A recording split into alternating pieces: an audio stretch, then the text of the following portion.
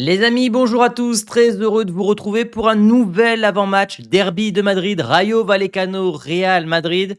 C'est la victoire ou c'est la crise, hein. On l'a vu hier, notamment avec toutes les infos partagées par les médias espagnols. Il y a une distance qui est en train de se créer entre certains joueurs et le coach espagnol. On a réussi, après notre défaite contre l'Atlético, à créer une série de 6 victoires consécutives.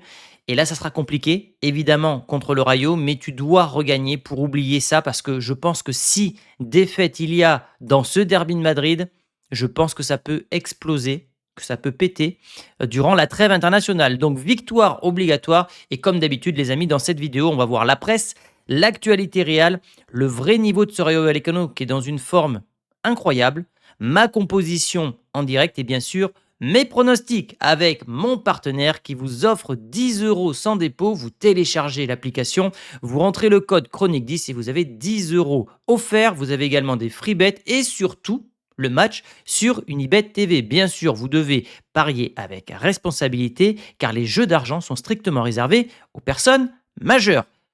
On envoie le générique et on voit pour la suite. Mbappé, bola! Gol! Vini Malvadeza, que golaço! Tranquilo.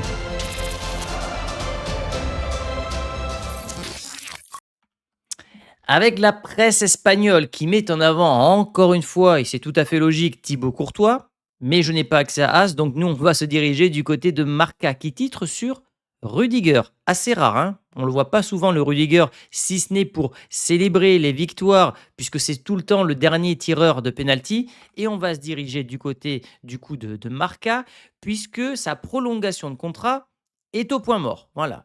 Le joueur est blessé, les discussions reprendront en 2026 quand le joueur ne sera plus blessé. C'est vrai que depuis, on va dire, un an et demi, on sent un joueur un petit peu sur le déclin qui a joué blessé pendant très longtemps. 157 matchs, mine de rien, avec le Real Madrid, hein. Je trouve que c'est un total qui est quand même pas négligeable du tout. Voilà, c'est un joueur qui est arrivé libre, je rappelle, de contrat de la part depuis Chelsea. 8 titres gagnés avec la Casablanca. Et son rêve, lui, c'est bien sûr le rêve américain d'aller disputer cette Coupe du Monde avec la Mannschaft 2018-2022, deux Coupes du Monde où il est sorti prématurément avec la Mannschaft puisqu'il n'a disputé que 4 matchs. 4 matchs pour l'Allemand, c'est très très peu. Donc il a à cœur de revanche. Voilà, il veut aller jouer une Coupe du Monde et réussir avec la Mannschaft. C'est sa dernière chance, il le sait. Et ça, je pense que c'est une bonne nouvelle pour le Real Madrid parce qu'il va tout donner pour retrouver un très bon niveau. Je ne suis pas le plus grand fan de Rudiger, mais ce que j'aime chez lui, c'est qu'il peut faire peur aux adversaires. C'est un joueur qui a notamment muselé à de nombreuses reprises Haaland, et je pense que c'est un défenseur qui pourrait apporter, notamment dans les matchs compliqués. Liverpool, Atlético, je ne suis pas sûr qu'on aurait été autant dominé défensivement si Rudiger avait été en pleine forme. On continue la revue de presse avec Rodrigo, qui oui, a des problèmes, hein, physiques, mentaux, je sais pas, mais il y a quelque chose qui ne marche plus avec Rodrigo. Sa rentrée contre Liverpool a été tout bonnement catastrophique, une nouvelle fois. 38 matchs sans marquer avec le Real Madrid. La série est quand même catastrophique et il nous a pas habitués à ça. Et ça dure depuis finalement la fin de la saison dernière. On ne peut pas dire que c'est que depuis l'arrivée de Xabi Alonso. Lui qui a toujours dit qu'il voulait rester du côté de Madrid, mais visiblement, il n'y joue pas. Et ce problème à droite qui continue.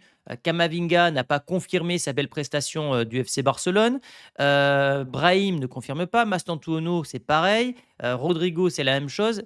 Il reste une solution et je vous la partagerai en fin de vidéo. Et Tchouaméni KO, voilà, KO, ça faisait partie des hommes forts, hein, de Xabi Alonso. Il était quasiment tout le temps titulaire, 21 matchs sous Xabi Alonso, 3 semaines d'absence. Donc normalement, vous allez le voir, d'après la presse espagnole, il devrait revenir contre l'Olympiakos. Coup de bol pour nous, il y a une trêve de 2 semaines, enfin 10 jours, qui va rogner finalement sur cette absence de Tchouaméni.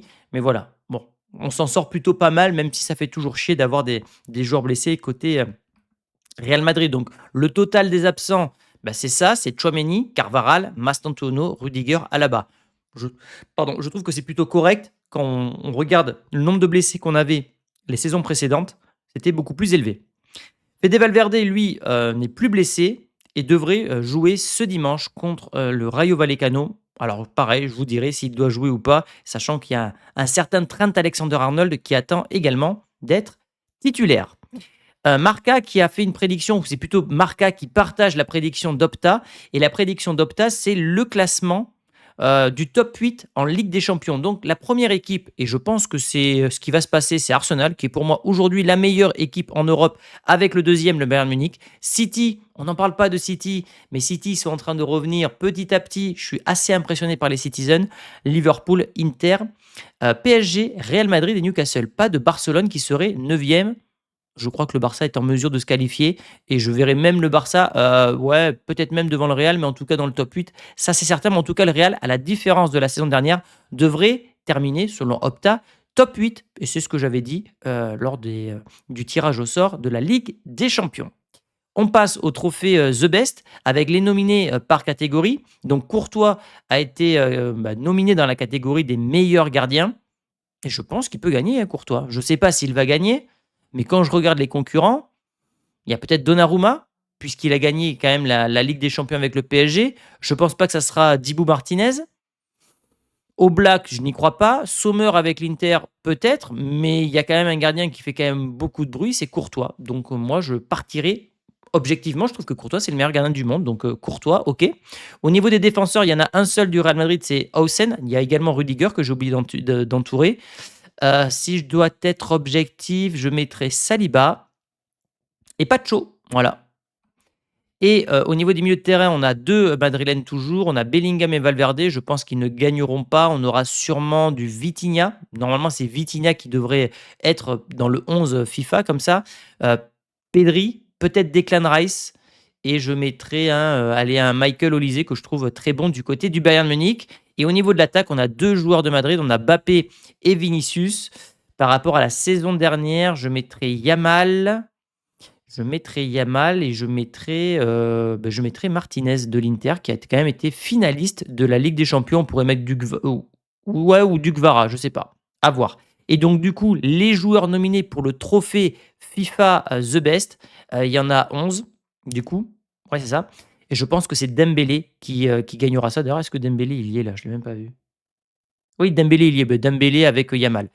Et du coup, ouais, je pense que c'est Dembélé qui remportera The Best. Mbappé, pour moi, n'a pas de chance de remporter ce trophée-là, vu les trophées que n'a pas remporté malheureusement le Real Madrid.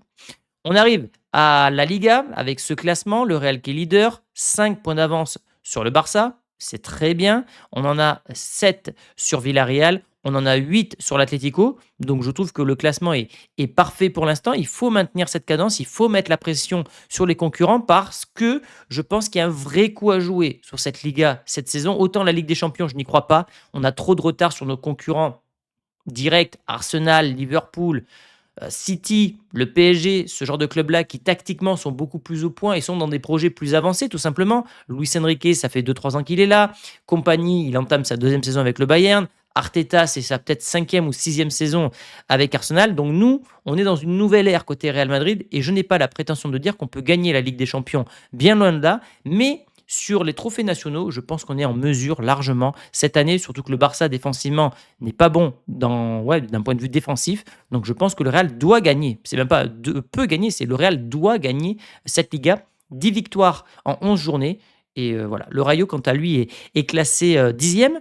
4 victoires, 2 nuls, 5 défaites. Goal average négatif de -2. Mais vous allez le voir, ils sont quand même dans une bonne dynamique puisque...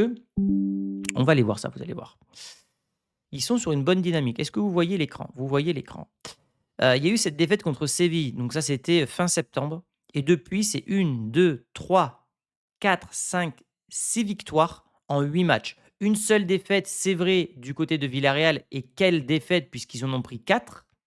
Mis à part ça, ce Rayo est dans une forme très intéressante. Alors, ils viennent de jouer en Ligue Europa contre Leg Poznan. Ils ont 2 jours de moins de repos par rapport au Real Madrid. Donc ça, c'est quand même très intéressant et c'est un super avantage pour le Real parce que je ne suis pas sûr que les joueurs du Rayo aient l'expérience et le physique pour jouer comme ça, si proche d'un match de Coupe d'Europe. Donc ça, je trouve que le Real va devoir insister et marquer très rapidement parce que plus le temps va passer, plus le Rayo, je pense, va se fatiguer et aura moins de chances de revenir dans la rencontre. Au niveau des autres résultats intéressants, bon après ça reste des petits clubs, hein. Junkos, Lech Poznan, Alaves, Aachen, Levante. Il y a cette victoire, Tetovo. Bon, dès que le niveau s'élève, c'est une défaite contre Séville, une défaite contre Villarreal, si on doit être totalement objectif. Mais il y a quand même cette belle victoire du côté d'Anoeta à la 84e, but d'Espino. Qu'est-ce qu'on peut voir aussi? C'est que côté, Rayo Vallecano, on est sur un 4-2-3-1. Ça ne bouge pas. Vous avez toujours du De Frutos à gauche, vous avez toujours du Garcia Rivera, à gauche, vous avez du Alemão, en pointe et ça, quelle que soit la rencontre, vous allez le voir puisque contre le Villarreal, ça a été la même chose, les mêmes bonhommes. Donc c'est du 4-2-3-1 à domicile. Il faudrait que je regarde maintenant enfin, c'était à l'extérieur. Est-ce qu'ils le font à domicile également? Là, on est plus sur un 4-3-3 à domicile mais je les imagine pas jouer 6 offensifs contre le Real Madrid. Donc, tout porte à croire qu'ils joueront avec 5 milieux de terrain contre la Casa Blanca. Au niveau du mercato, puisque j'aime bien parler mercato lorsqu'on rencontre des équipes qu'on n'a toujours pas rencontrées cette saison, c'est un petit mercato. Et pourquoi je vous partage ça? C'est parce que ce championnat espagnol, c'est quasiment le championnat des top 5 européens, donc avec la Ligue 1, qui a le moins dépensé cet été. C'est vraiment un micro-mercato, seulement 7 millions de dépensés, donc sur Alemão, qui venait de Pachuca, Batalla, Pérez, qui venait de Valence. Donc 7 millions de dépensés, c'est presque un mercato d'ajustement. Après, c'est des prêts, c'est des paris. Hein, de Luis Felipe là, de Marseille, c'est des paris.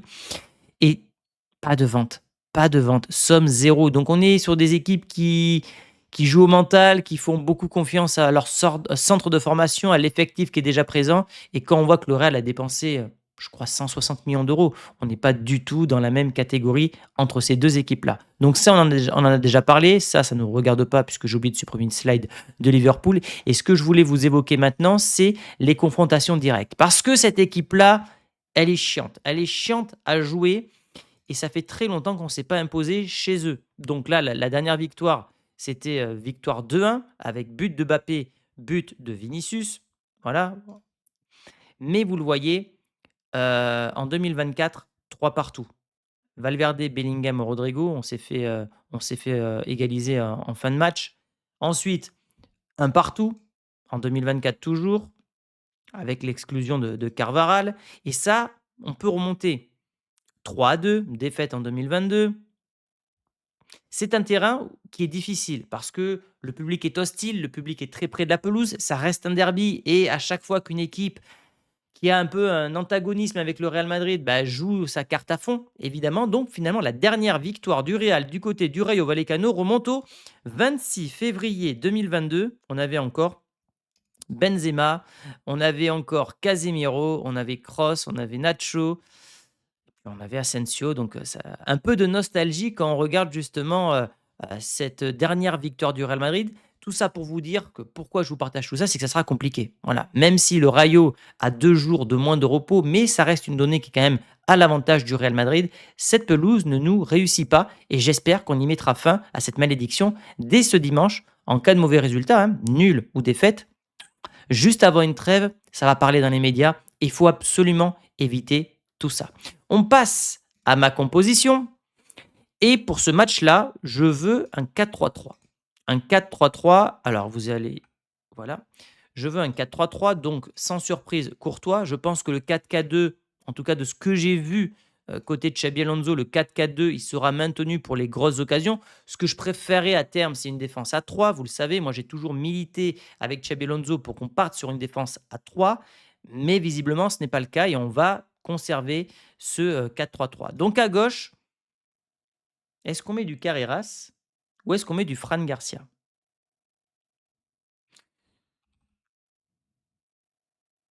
J'ai envie de mettre Garcia. Il connaît cette pelouse, il connaît l'ambiance, il connaît ses adversaires, ça peut être un atout. Est-ce qu'on met Hausen ou est-ce qu'on met quelqu'un d'autre? Je sais pas. Je sais pas, je sais pas. Raúl Asensio, j'avoue qu'il pourrait répondre à l'agressivité.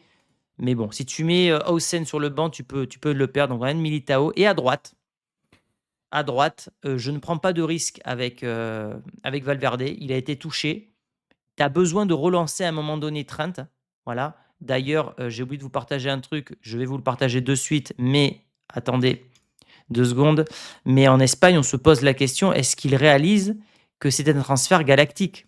C'est ça qu'on se pose en ce moment du côté de Madrid. Voilà. Heu, il y a des gens dans le vestiaire qui ont l'impression que Trent n'a pas encore réalisé qu'il est la recrue phare, la recrue vedette, de ce Real Madrid. Tu as besoin de le faire jouer. Tu vas le perdre le joueur sinon. Donc, tu as besoin de le relancer et donc pour cela, je le mets titulaire contre le Rayo, Vallecano qui va attaquer. Donc tu auras des espaces, tu pourras jouer en contre-attaque. Tchouaméni n'étant pas là, Camavinga qui a un énorme coup à jouer, même si est-ce qu'on ne pourrait pas tenter un truc? Je vais tenter autre chose moi. Moi, j'aimerais tenter un Arda Güler position basse, voilà, j'ai eu l'idée à l'instant. Moi, j'ai envie de revoir un Arda Güler en mode coupe du monde des clubs qui jouait, devant la défense. Voilà, donc je prends un risque au niveau de ma compo. Peut-être que vous allez me critiquer, mais c'est pas bien grave. Je mets Bellingham, ici et ici, soit tu mets à ce moment-là, bah, du Valverde et là, pour le coup, ça pourrait être intéressant parce que, Trent, s'il monte, pourrait être aidé par Valverde. Soit tu mets du Camavinga, mais je partirais peut-être sur ça. Voilà, cette compo me j'aime bien. Vinicius à gauche, Mbappé dans l'axe et à droite, et c'est la surprise du jour, je veux Hendrick. Brahim Diaz, ça ne marche pas. Rodrigo, ça ne marche pas. Mastantuono est blessé. Camavinga, c'est pas son poste préférentiel. Il faut tenter un nouveau truc. La dernière rentrée d'Hendrick a été intéressante. Et si par bonheur, tu as une belle surprise, bah, tu peux toujours te dire, bon, eh ben, finalement, Hendrick qu'on devait vendre à Lyon cet hiver, il peut nous rendre de fiers services. Et je pense que tu dois tenter cette option avant le mercato hivernal. Donc, pour ma composition, je verrai ça. Alors oui, c'est très offensif, hein. Garcia Trent, défensivement, c'est pas ouf. Hossein Militao, bon, ben là, c'est la défense centrale habituelle. Le milieu de terrain, je prends un risque. J'ai envie de tenter ce Güler devant la défense en mode Pirlo.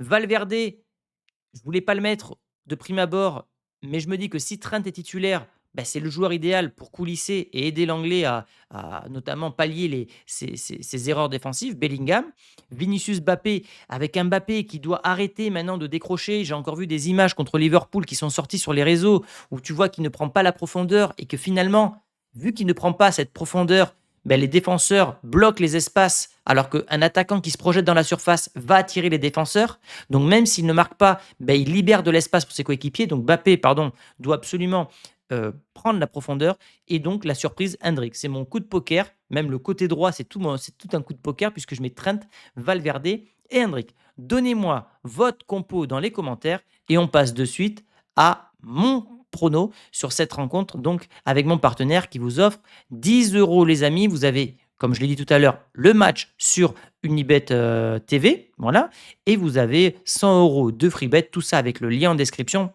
Attention, disclaimer, vous devez parier avec responsabilité, des petites sommes, 5, 10, 15, 20 euros grand maximum. C'est argent que vous pouvez perdre et ça doit rester du divertissement. On passe donc à mon pari. Je mets les mentions légales, très important, et nous allons voir les cotes en direct si cela veut bien s'afficher. Voilà, c'est le cas. Le Rayo est coté à 5,85, le match nul à 4,55, la victoire du Real à 1,41. 99% des pronostiqueurs vont sur cette cote-là et j'ai envie de les suivre et j'ai envie d'aller sur la victoire du Real Madrid parce qu'il faut être optimiste. Maintenant, ce match risque d'être compliqué. Est-ce que je vois forcément le Rayo marquer?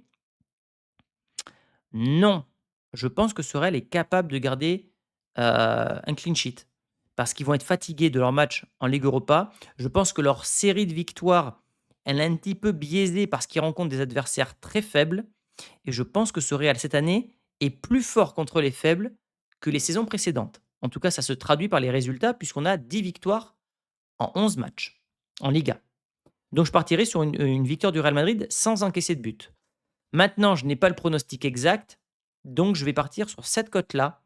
1-0, 2-0, 3-0 pour le Real Madrid. Donc vous avez une cote qui couvre 3 résultats possibles. Évidemment, s'il y a un but du Rayo, c'est perdu, mais je partirai sur cette cote-là.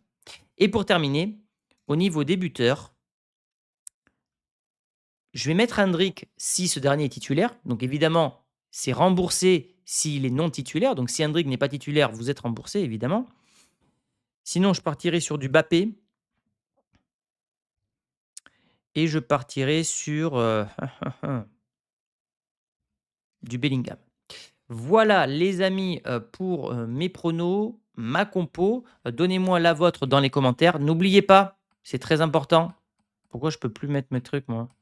Voilà, c'est ça. N'oubliez pas de booster la vidéo, très important, de liker également, de vous abonner si ce n'est pas encore fait et nous on se retrouve dimanche à l'issue de la rencontre pour le débrief en vidéo et peut-être demain s'il y a une info en live avec Guillaume. Je vous tiens au courant, donc n'hésitez pas à activer la cloche, c'est très important les amis. De gros bisous et à très vite. Ciao.